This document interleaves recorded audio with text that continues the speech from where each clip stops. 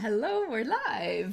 Yeah, today is Wednesday, November 11th. So before we get started off real estate, just want to give a big, Remembrance Day reminder to everyone and shout out to all the people that are in the military, the armed forces, the special forces, past, present, and future.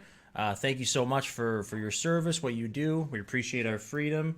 And Yes, hopefully you took your 2 minutes. We did here at the office. We did here as well in the office. Hopefully you took your 2 minutes, and if by chance you didn't, then take it at some point today. I think it is important to reflect back on all that and be grateful for the freedom that we have today. Absolutely. Yeah, no, because we wouldn't be able to do real estate investing without people that have sacrificed, right? So we wouldn't be able to do a lot of things without that. Today's topic... let's get the history. So we were at our yeah, they're probably before thinking, you go like, what is the topic today, guys? So last night we were at our cottage with the kids, and we were having a bonfire, and we started talking real estate, and then we started chatting, and we're like, real estate is kind of like a bonfire, and we're gonna explain what we mean by all this today. And we thought, let's make a topic on it today. So that's kind of how it all happened. Well, and if you've ever built a fire, right, you don't just, and think about it, you typically don't just, start with the biggest log and try and get that to catch, right? Because you're going to have a hard time. So, and again, you're going to think we're maybe crazy here, but this is how it relates to real estate. Is Mel and I were having a hard time making the fire last night. It just wouldn't catch. Even we're throwing paper in there, it still would, like, nothing weirdly was enough. Working. I know. So we kind of took everything out and started over again. And it was funny how after a while, we got back to the fundamentals of building a fire, if you want to.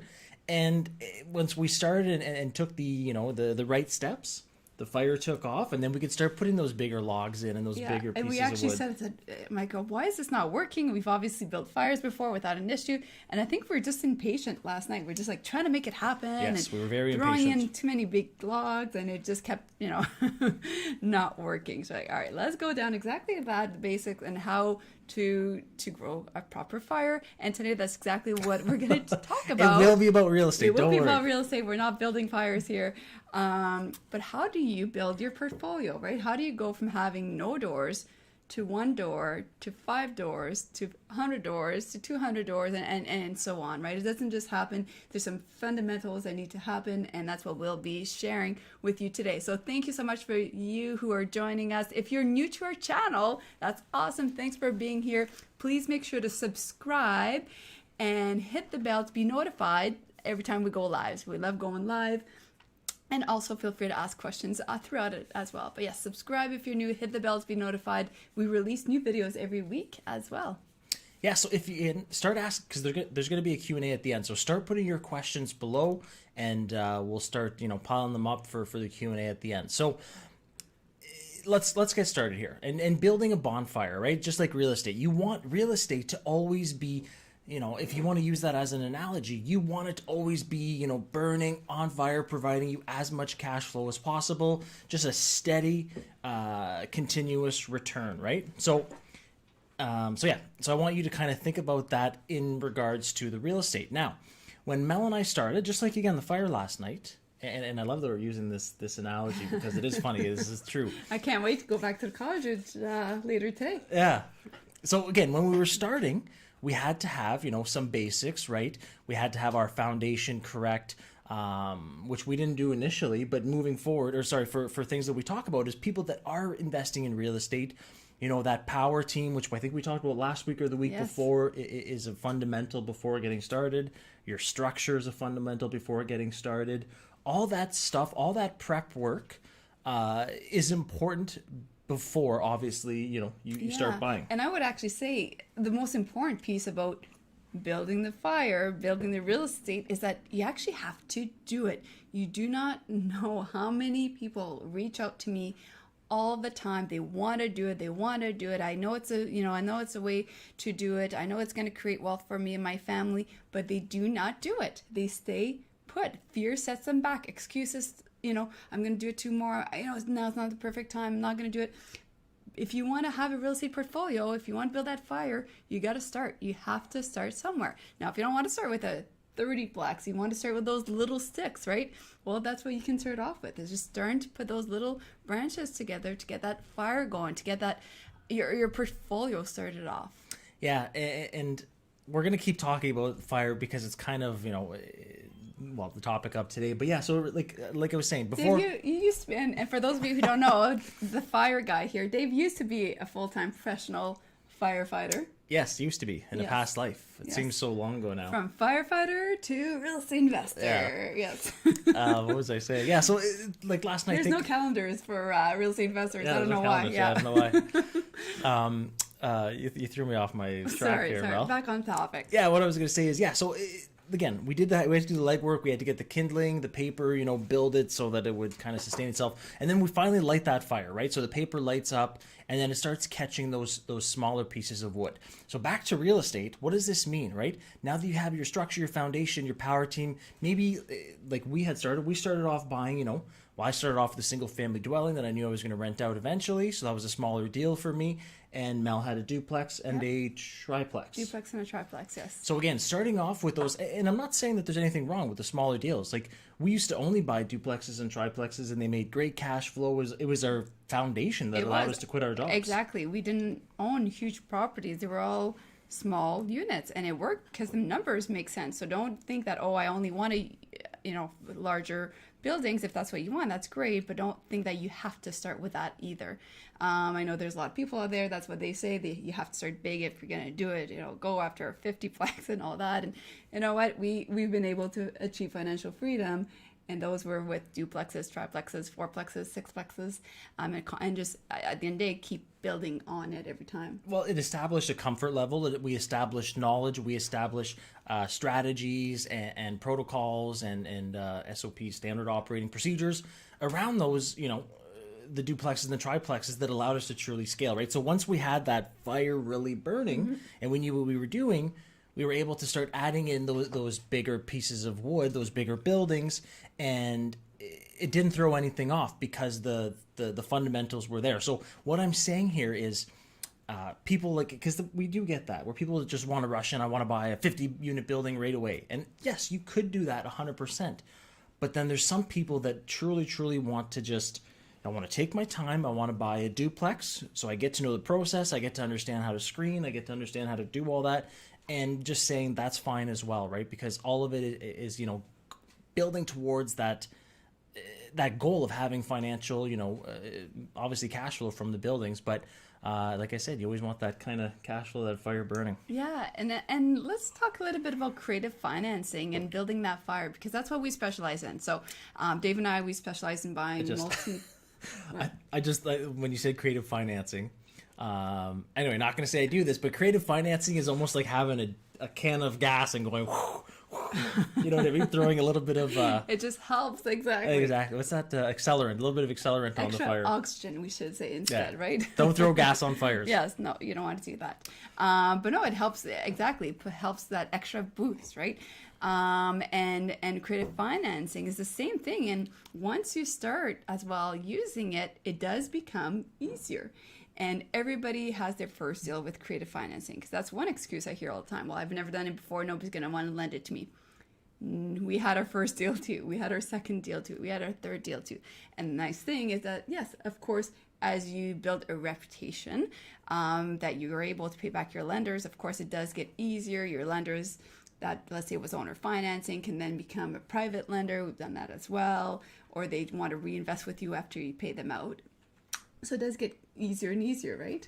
Yeah, absolutely. No, I agree. That is kind of, and then it's always there, right? Like, it's always continuously, back to the fire analogy, it's always burning. Once your fire is established, you can start doing different things. Now, last night it was funny. Mel went in at some point, and it was just, this sounds so like, it was just me and the fire. And the funny thing is, I'm laughing. It's so cheesy. And Dave is not a nature person, I'm not a right? nature type guy. We like being outside, we like being by the pool or the lake and that kind of thing, but we're not a naturally, Yeah, like I'm not like if you pick a nice hotel somewhere, or, well, I guess I love the cottage now, but or going camping, I'm going to pick a nice hotel with a pool and room service. Like that would be my choice over going camping. That being said, I love our cottage. But But So but back to you and around the yeah, fire. back to me and having feeling my the my warmth moment here with the fire. And portfolio, as a real estate portfolio, buy and hold real estate where the tenants pay down the debt, you cash flow. Residential tenants, they're not going anywhere. People will always need a place to live. That was the base of the fire in my mind last night. Okay, and once in a while I would take, some cedar tree, like the in French, you said. he said, but then there's like the little needles. There you go. He's agreed. The needles. And you throw them in and pss, pss, it makes noise and that. And I was thinking, and also there's some paper. There were some old books that were left that were kind of burning away and different things like that. And they'll go, poof, like they'll light up quickly, but then they're gone. And I was thinking, okay, like, again, analogy, the base of the fire, the buy and hold is burning away. Keep adding wood and it goes. But then those pieces of wood was almost like, for example, we just sold a triplex, right? So we bought it. It was a bank repo. Now we sold it. So Like a flip, right? Yeah, like a flip. So it's going to be an influx of cash, but then it's done, right? So kind of like that piece of paper or a wholesale. Sometimes we've wholesale deals. You get some cash for it, but then it's gone. It's not a reoccurring. You have to continue throwing a piece of paper in the fire. You have to continue flipping. You have to continue wholesaling to get that result. Whereas that buy and hold, just keep putting another asset in, keep buying another building, keep putting another log, and it just keeps going Well, away. that's the thing, right? With wholesale, and again, wholesale, it can be a great way to get started in real estate, to get extra income, or flipping as well.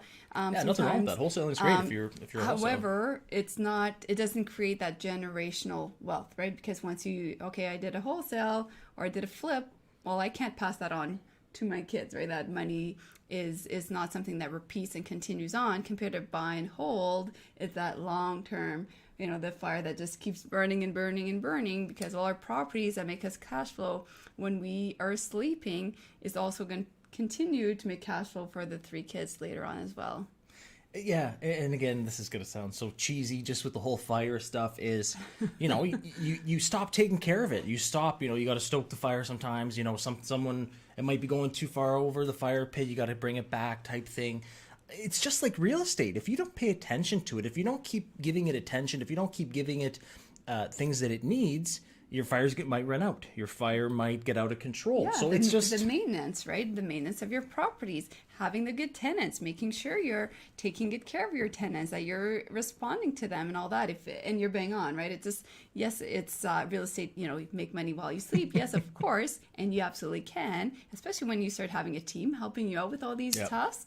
But at the end of the day, does somebody make sure that our tenants are happy? Of course. Do we have a large team doing maintenance and improving and painting and fire inspection, all those kind of things? Absolutely. Because if we don't do these things, then, then there's a real fire, right? But then we're in trouble. Well, if you think about it, every time you don't do something, what do they call it when you buy a building? I can't think of it. It's where you're delaying maintenance. I can't think of the word, but it's literally delayed maintenance, and there's a word for it on closing. We have to that we think about. It's not, you're not getting rid of it. You're literally just doing that, kicking the can down the road, right?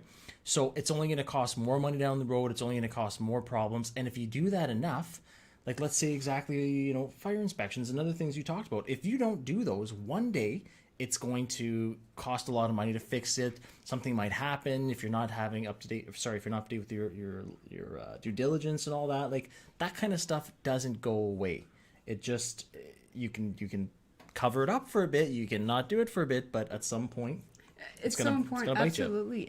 You want to make sure to always put back a portion of the money that you're receiving as well into that maintenance, into beautifying it, into keeping your tenants and happy and safe. That safety piece is so important, right? Whether it is fire, or whether it is if you live in in a city that has snow, right? In the winter, having it snow plowed and the salt and all that kind of stuff, and fixing any issues and your electrical up to par and all these different things that if you don't do it, it can happen very quickly, that things can also, come crumbling down. Yeah. So again, guys, if you're new to the page, please like and subscribe. It's going to help our algorithm. You're also going to get notified every time we have a video. Tomorrow there's going to be a video at 1 p.m. Every Thursday, 1 p.m. Eastern time, we release one. So please subscribe, like. Hopefully, you're asking questions. Put the comments below, the questions. Even after the videos, when we get comments or questions, it's us answering them personally. The other thing I was going to say is let us know what you think about this analogy. What do you do? You agree that you think real estate's like fire? Yeah, exactly. Like a bonfire, yeah. Are you thinking Mel, Dave? You guys have lost it, eh? You lost it. And yes, and we have lots of content. We're talking about all these different things, guys. We have videos on this for you on so many different topics now, because we've been starting to be on YouTube for a few months now, and we're trying to be consistent. Yeah, so we talked about renovations. We talked about creative financing. We talk about all these different topics, and feel free to check it out, because we don't hold any information back. So, all right, I see some questions here. Let's dive in. Patricia Gomez Silva.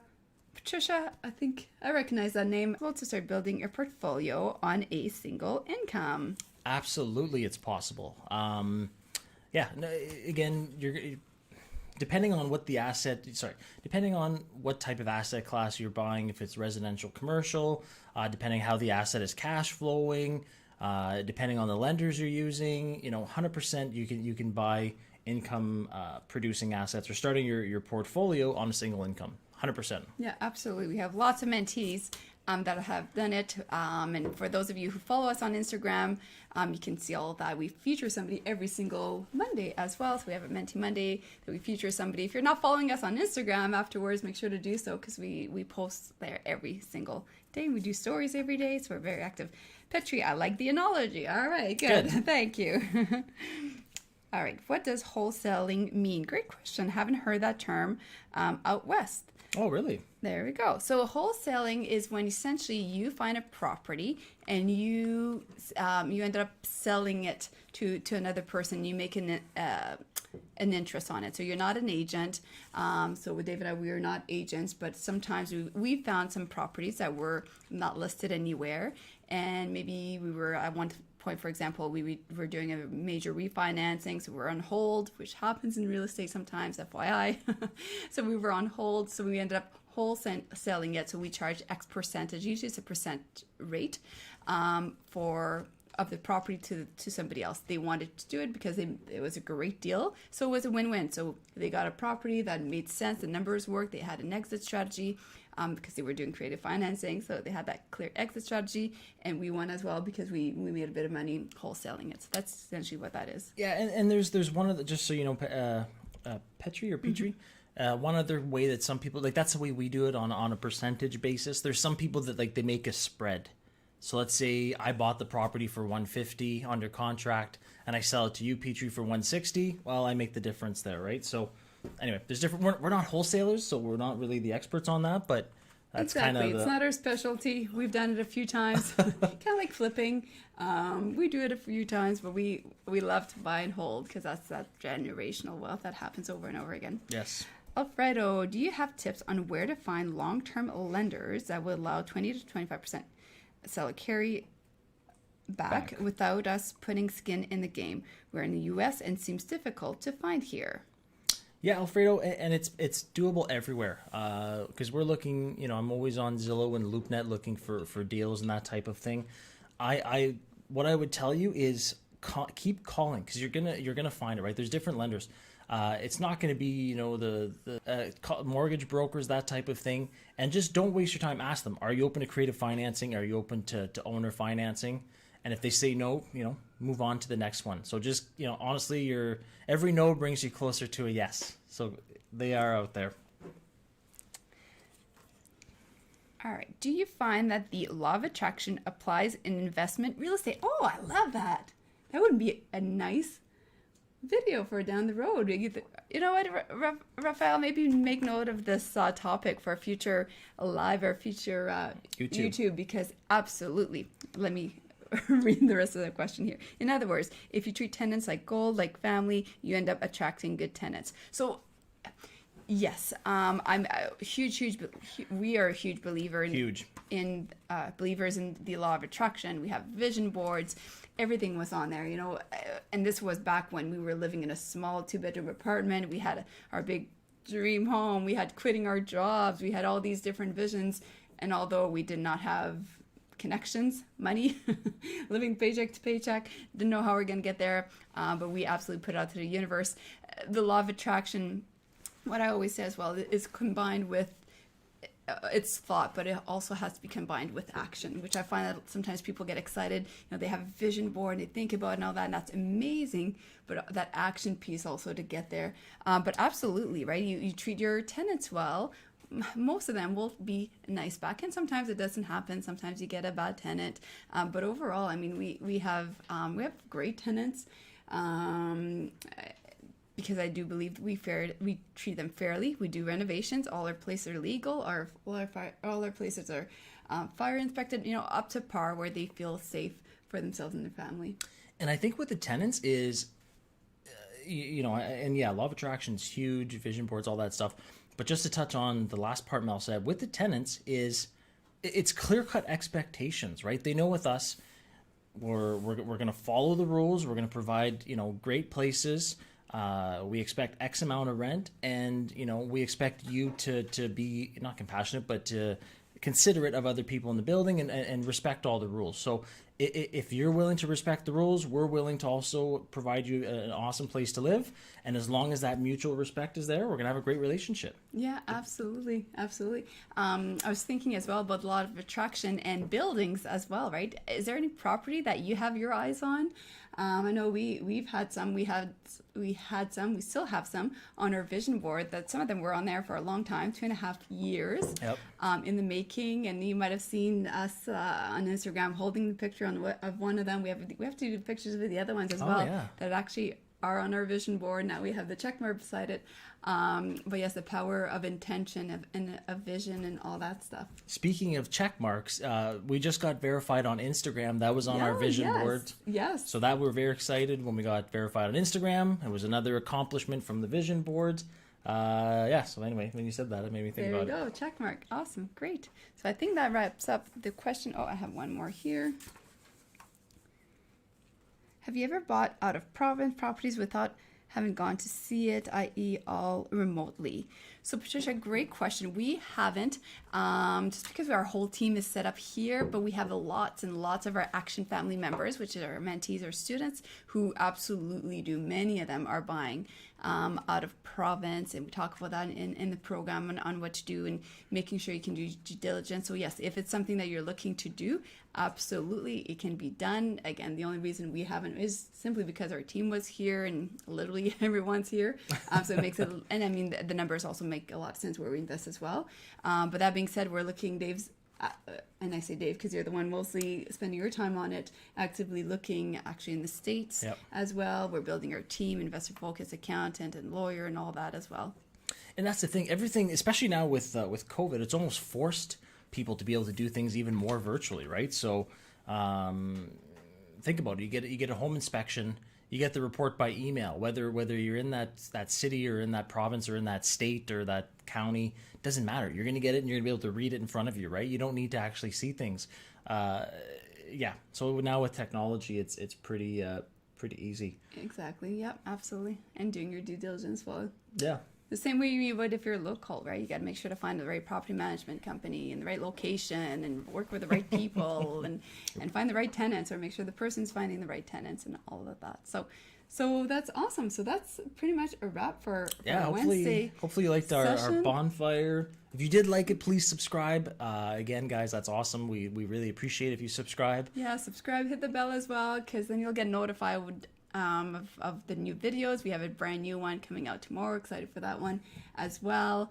And thank you to everyone as well who listened to us on our podcast later on, the Investor Mel and Dave Show. If ever you missed one of our live sessions, you can find us. We're on all major platforms when it comes to the podcast show as well. Awesome. Great. Fantastic. Okay, well, enjoy the rest of your day. Okay, awesome. Thank you so much, everyone. Bye for now. Bye for now.